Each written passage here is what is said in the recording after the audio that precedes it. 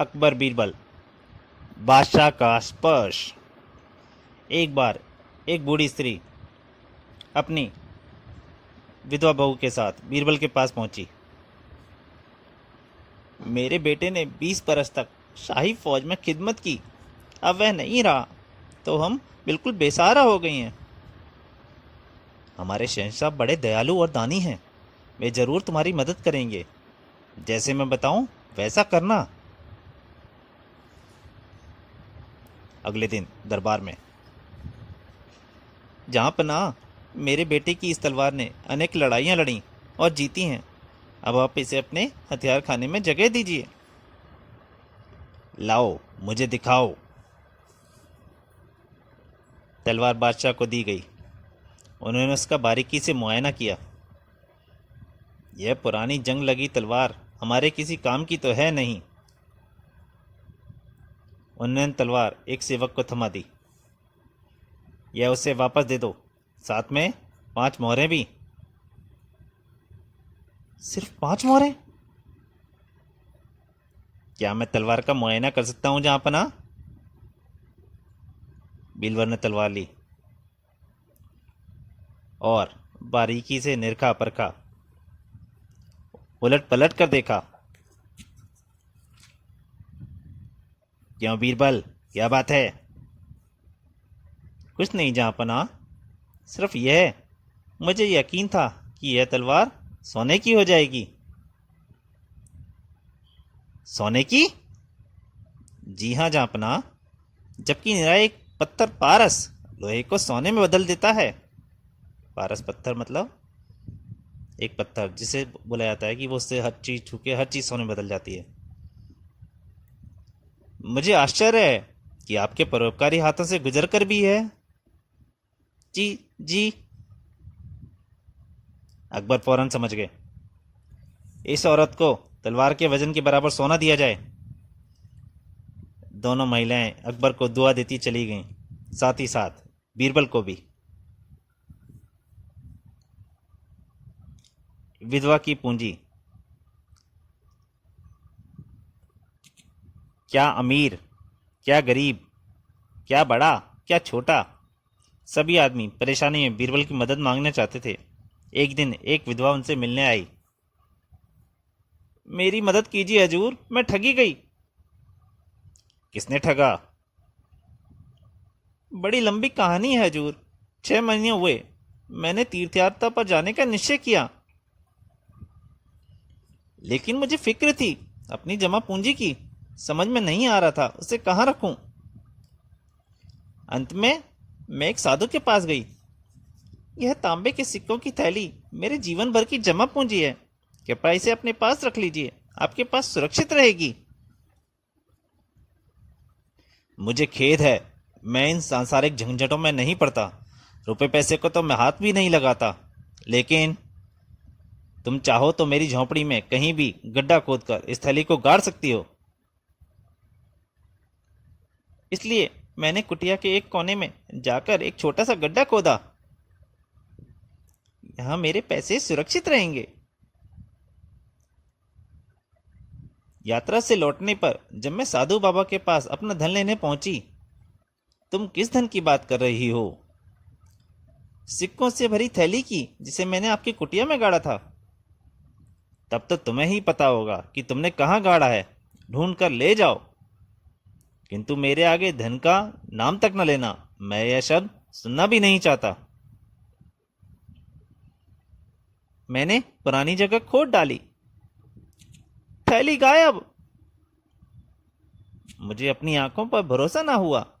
हाय महात्मा जी, मेरे पैसे कहाँ गए? चल हट बुढ़िया, मुझे इन सांसारिक झंझटों में मत घसीट। लेकिन बाबा जी, मैंने वहीं तो गाड़ा था, उसे 3 महीने पहले आपके सामने। हो सकता है, किंतु इस प्रपंच में भरे संसार में क्या हो रहा है इसकी मुझे जरा भी खबर नहीं है। मेरे ध्यान में एक ही नाम है, राम। मेरे कान में एक ही आवाज सुनते हैं, राम। मेरी आंखें एक ही छवि देखती हैं, राम। मैं चली आई और करती भी क्या? उस साधु ने ही तो नहीं तुम्हारे पैसे नहीं चुरा लिए? जरूर, मुझे पूरा पूरा विश्वास है, किंतु मेरे पास कोई सबूत नहीं है। हम्म। बीरबल सोच में पड़ गया। अच्छा, हम जल्दी ही सच्चाई का पता लगा लेंगे, ध्यान से सुनो। थोड़े समय बाद, वह जगह है हुजूर। अच्छा, अब इस पेड़ के पीछे छिप जाओ, और याद रखो, झोंपड़ी में उस वक्त ही आना जब मैं उसे दूसरी बार प्रणाम करूं। ना एक पल पहले और ना एक पल बाद। मैं ठीक मौके पर ही झोंपड़ी में पहुंचूंगी हुजूर।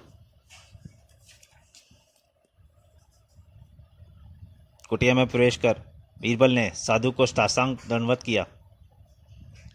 आशीर्वाद दीजिए स्वामी जी। दीर्घायु हो बच्चा।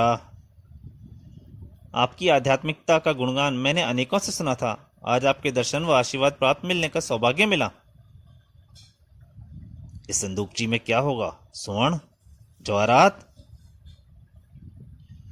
महात्मा जी, हम संसारी मानवों के पीछे कोई ना कोई झंझट लगा ही रहता है, जिसके कारण आपको कष्ट देने में मुझे बहुत संकोच होता है, किंतु।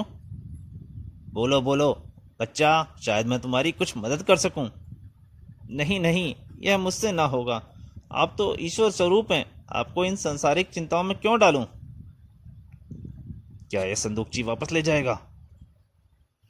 किंतु किंतु इस छलकपट भरी दुनिया में विश्वास करूं भी तो किसका? कृपया मुझे राह दिखाइए। इसका मन डावाडोल हो रहा है, मुझे संदूकची को हत्याना चाहिए। पुत्र, मुझसे अपनी बात बेझिझक कह डालो, अपना बोझ हल्का करो, मैं अवश्य तुम्हारी सहायता करूंगा, यह मेरा धर्म है।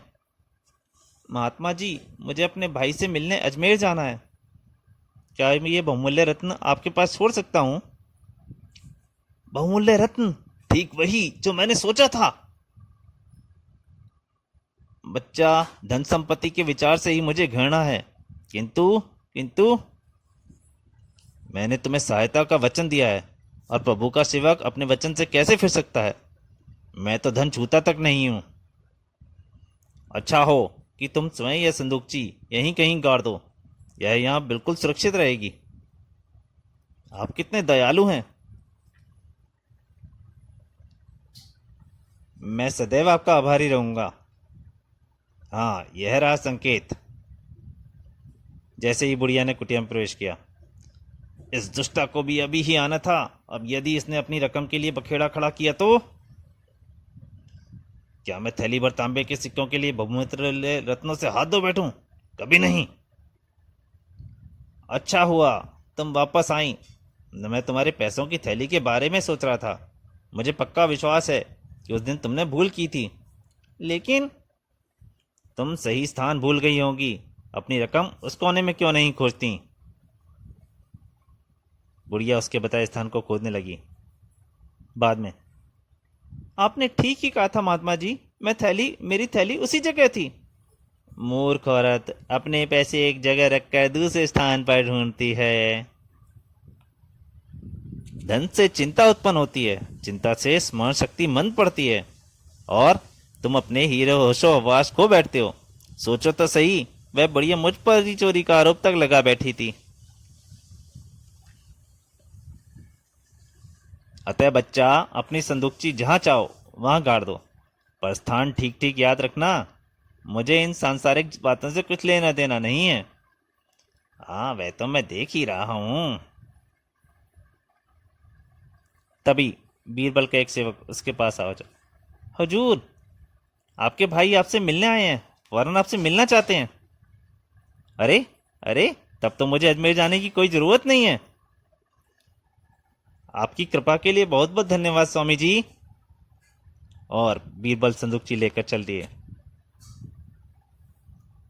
तो दोस्तों, अगर आपको ये कॉमिक अच्छी लगी हो, प्लीज़ लाइक कीजिए, शेयर कीजिए, और हो सके सब्सक्राइब भी कीजिएगा। धन्यवाद।